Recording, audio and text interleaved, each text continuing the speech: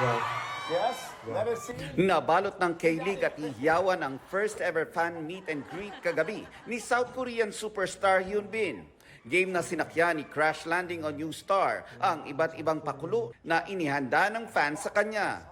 Gaya ng larong Have Been or Haven't Been, kung saan tinanong siya kung may naitago siyang prop as souvenir mula sa mga naging project niya.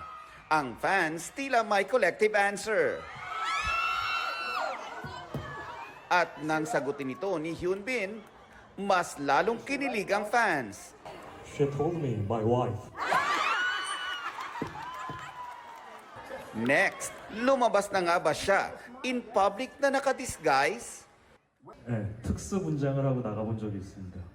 I once went out having special makeover, a disguise. So we actually had a shoot for the movie. I was disguised as an old man, so nobody realized that it was me.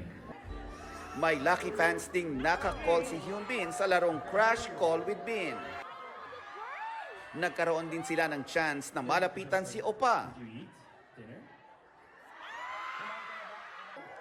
Di rin nagpahuli si Hyun Bin na magsalita ng wikang Pilipino. Salamat po.